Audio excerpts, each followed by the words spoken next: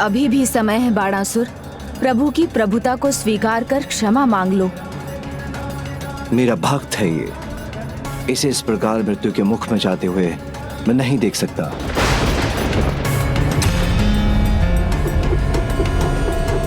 रुक जाओ। इसे इसकी शेष भुजाओं के साथ जीवित रहने दीजिए।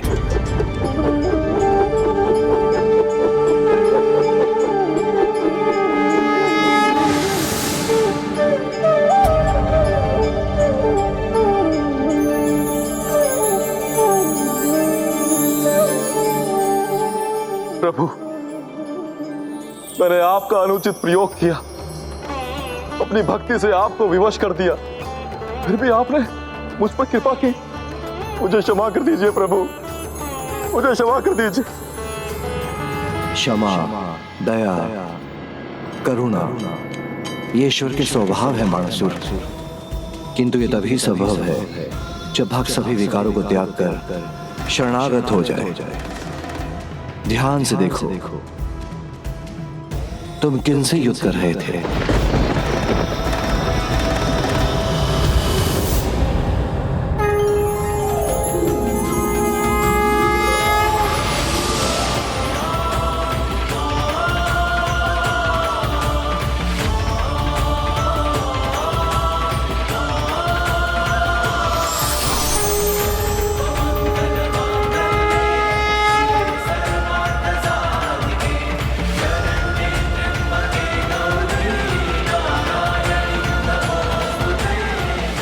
आपने भगवान शिव को शिव के ही विरुद्ध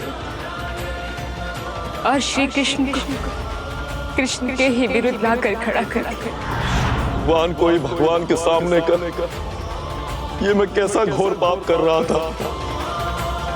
प्रभु, मुझे क्षमा कर दीजिए प्रभु, ये भूल तो मुझसे हुई, किंतु अब और कोई भूल नहीं करूंगा।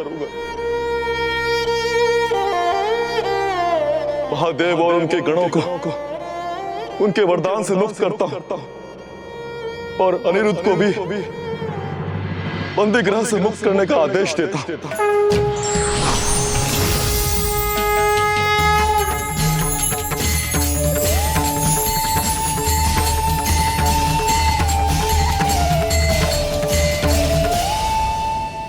बाणासुर, अपनी भूल को तो स्वीकार कर लिया तुमने, किंतु क्या तुम उस वचन को भी पूरा करने को तैयार हो जो युद्ध से पहले तुमने अनिरुद्ध को दिया था?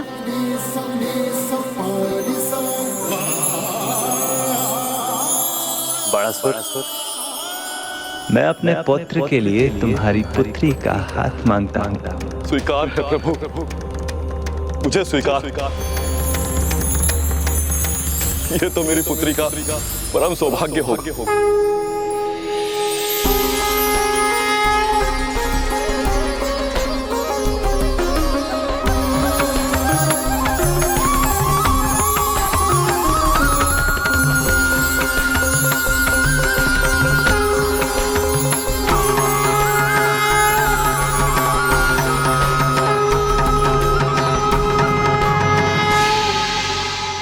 हे विघ्नहर्ता, आपकी सहायता के बिना यह कभी संभव नहीं हो पाता।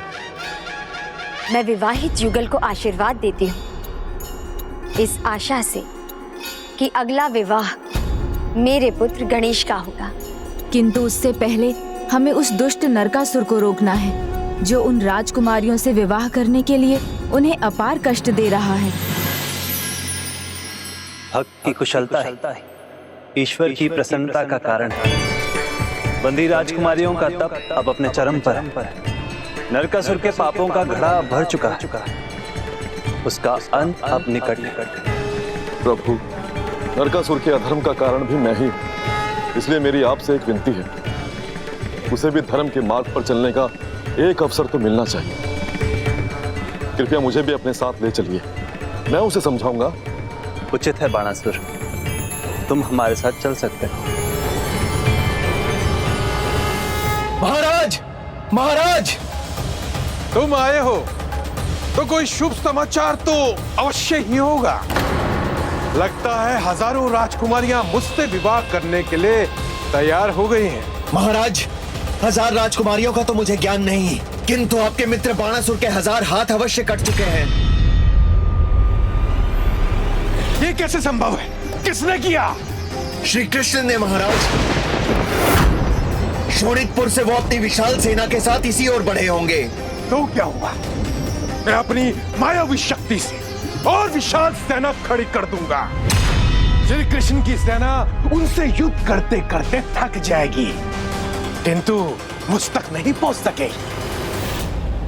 प्रभु, मैं नरकासुर को समझाने का पूरा प्रयास करता हूं। मैं आशा करता हूँ कि नरकासुर का भी हृदय परिवर्तन हो जाए और वो माँ भूदेवी का वो सदाचारी पुत्र बने जिसे उन्होंने बड़ा किया था। पूरा, तुम सेना की कमान संभालो और आगे बढ़ो। तुम्हारे पुत्रों से कहो वो अपनी सेना के साथ चारों दिशाओं में फैल जाएं और श्री कृष्ण की सेना जहां तक पहुंच भी ना सके। अवश्य महाराज, वो सेना यहाँ पहुंचेगी या नहीं ये तुम पर निर्भर है मित्र। मित्र बानासुर, मैंने तो सुना था लेकिन तुम तो ठीक हो। तुमने उचित सुना था मित्र, और मैं ठीक हूं क्योंकि प्रभु ने मुझे क्षमा कर मुझ पर कृपा की है। तुम बानासुर ही हो ना? ये बोल मेरे मित्र बानासुर के नहीं है। मित्र, जब आंखें खुल जाएं और मार्ग साफ दिखाई देने लगे तो चाल और बोल दोनों सीधे हो जाते हैं। इसलिए समय रहते तुम्हारी आंखें भी खुल जाएं तो तुम्हारी सेना और तुम्हारे प्राण भी बच जाएंगे। क्या कह रहे हो बाणासुर?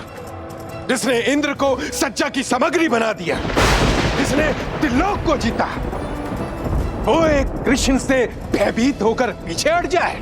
व्यक्ति के सत्कर्म ही उसके साथ रहते हैं मित्र। अहंकार जैसे विकार नहीं। जो परम सत्य है, परमात्मा है, उनको पहचानो और सुधर जाओ। श्री कृष्ण से युद्ध करने के स्थान पर उनके शरणागत हो जाओ मित्र। शरणागत? और मैं कोई और ऐसा सुझाव देता तो उसकी जीवा कटवा लेता मैं। 1000 हाथ क्या काट दिए, तुम इतने भयभीत हो गए कि श्री कृष्ण का दूत बन के मेरे पास आए हो? दूत नहीं, उनका भक्त बनकर आया हूं। शत्रु के दूत या भक्त, जो भी हो तुम, तुम्हारी यहां कोई आवश्यकता नहीं है। पूरा, इससे पहले मैं इसका वध कर दूं, मेरी आंखों के सामने से ले जाओ उसे। सैनिकों, किंतु मित्र, मेरी बात समझने का प्रयास करो। मित्र, मेरी बात सुनो।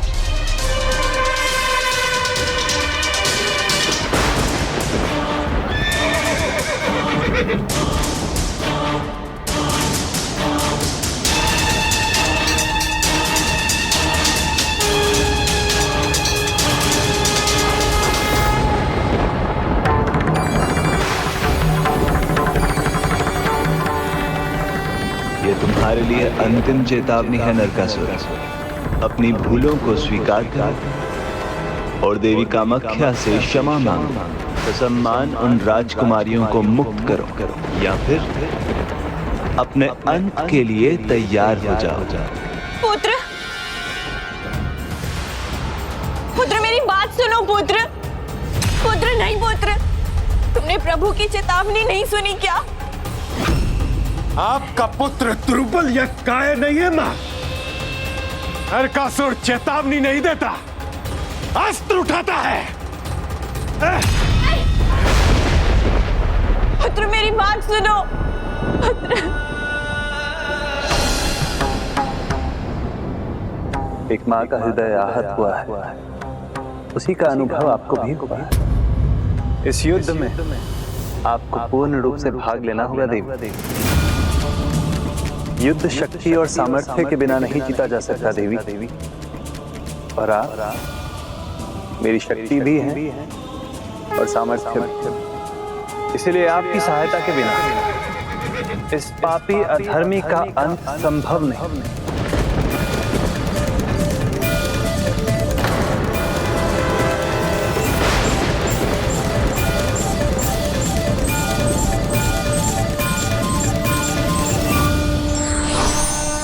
भूल करना मनुष्य की प्रवृत्ति है और क्षमा ईश्वर की प्रकृति।